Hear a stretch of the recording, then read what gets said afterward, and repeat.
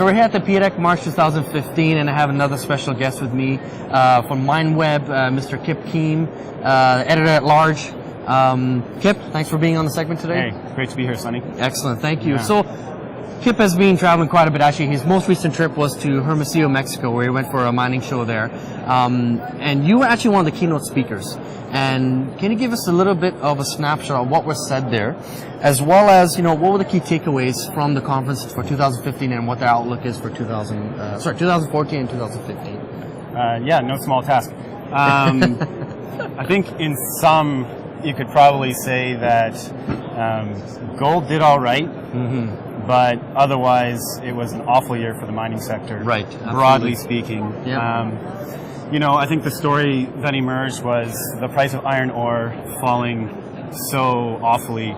We started the year around $100 a ton. Mm-hmm. We ended the year 2014 and into 2015 at $50 a ton. Right. And it's important to remember, iron ore is the cash cow for diversified miners. So it's how they've been making their very lucrative profits through the boom cycle over the past 5 years. So, absolutely. We saw iron ore near, what was it, $200 a ton in 2012. And at $50 a ton, they're still making profits. Rio and BHP, they're doing kind of basic cash costs, $20 a ton in Australia. But that's pinching their margins quite heavily, and it's going to increasingly, as it has already, be hard to meet some of their spending initiatives, exploration, paying back their debt, dividends, which have been supporting their share prices. Right. Look at BHP in its latest half year.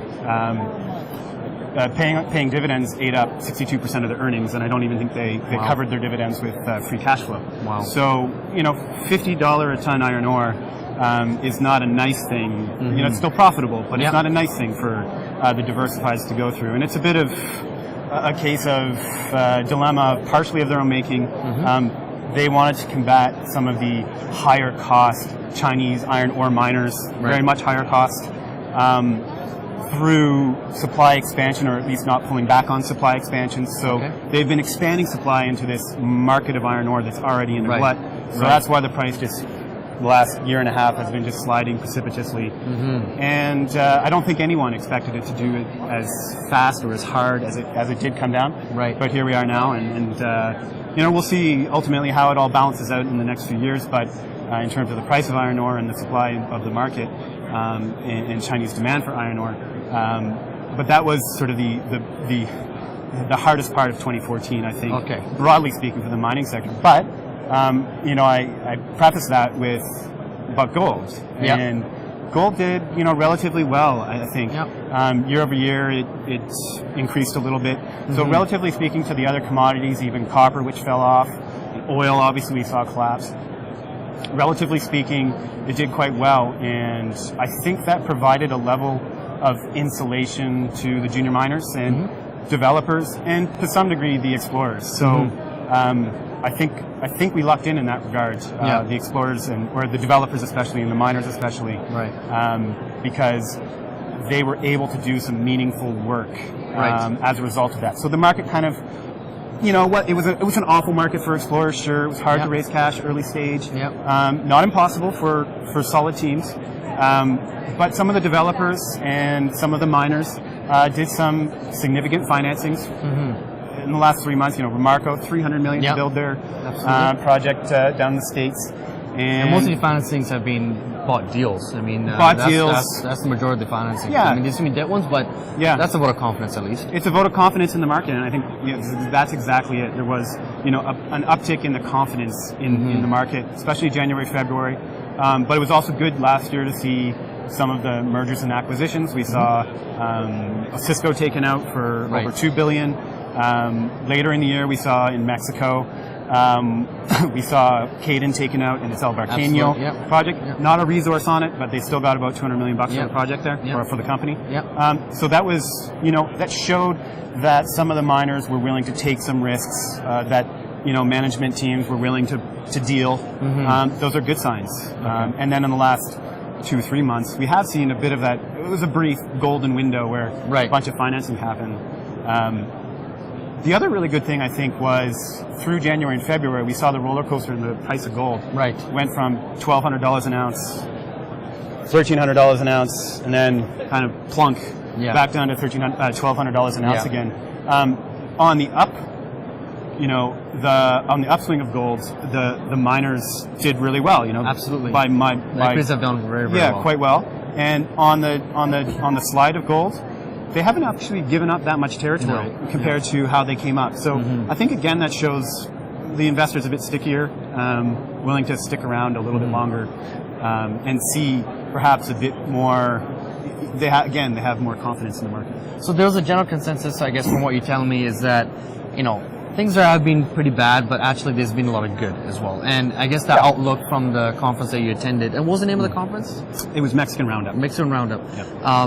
The outlook I get going for 2015, was it positive at least, or negative? Or? I would repeat, Explorers, it's been really tough to raise money. Okay, good.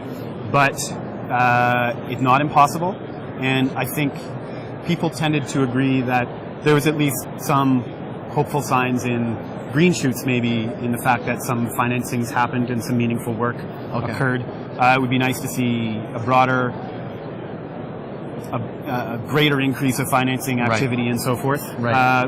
But I think, again, it's that relative, the juxtaposition of how bad it was for the broader mining sector, iron ore, copper going down, oil in the oil sector.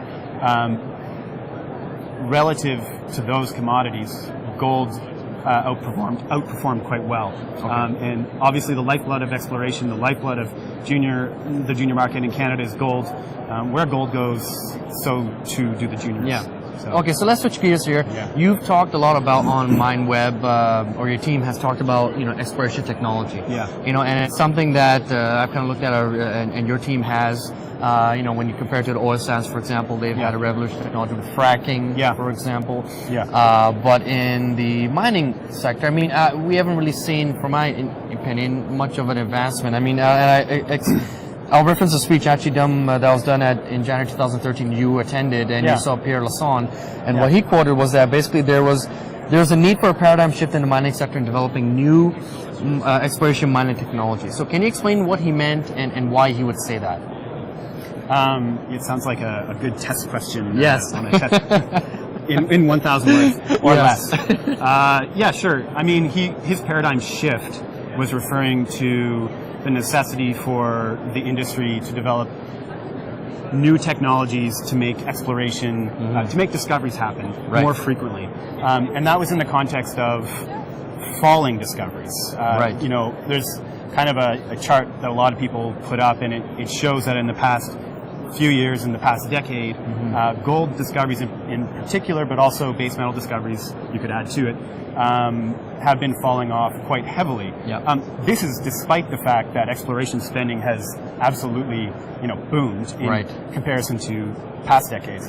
So we've put more money in the sector but made fewer discoveries. And so his idea is that we need, obviously, to come up with some kind of innovation, some paradigm shift in how we explore.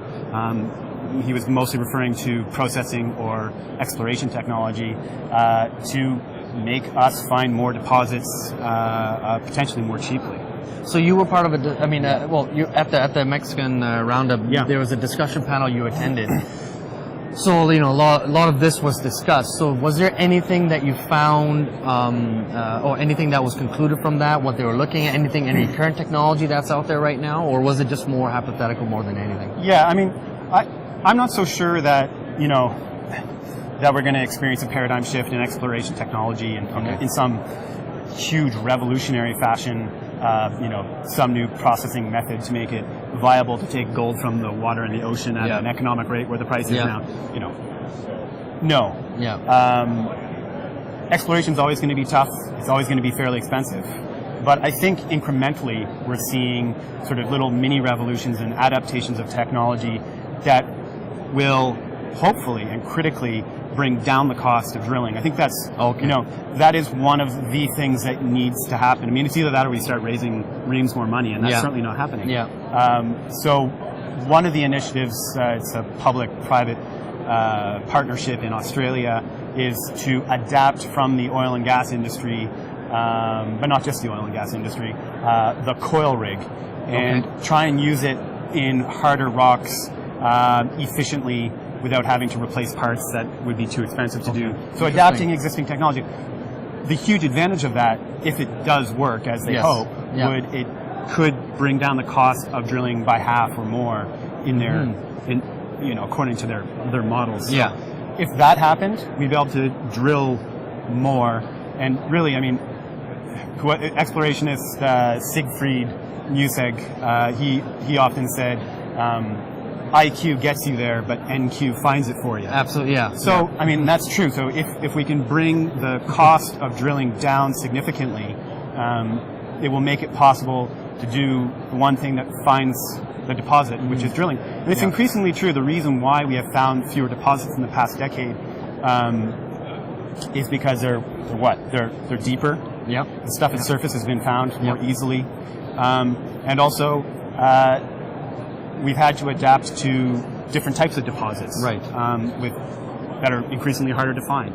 So we have to apply more drilling and more creative thinking in how we go find those deposits. Excellent. Well, thanks, Kip, for being on the segment. If you want to find out more information on Mineweb, on their exploration technology and their articles, you can also subscribe to their daily headlines. They have two. If you want to, what are the two daily headlines? Gold Mineweb and our daily headlines. Yeah. So mineweb.com. Subscribe. You get all the news that you want. Or if you want to reach out to Kip Keane personally, his information is on there as well. So thanks, Kip. We appreciate it. Good to see you, Sonny. Excellent. Likewise.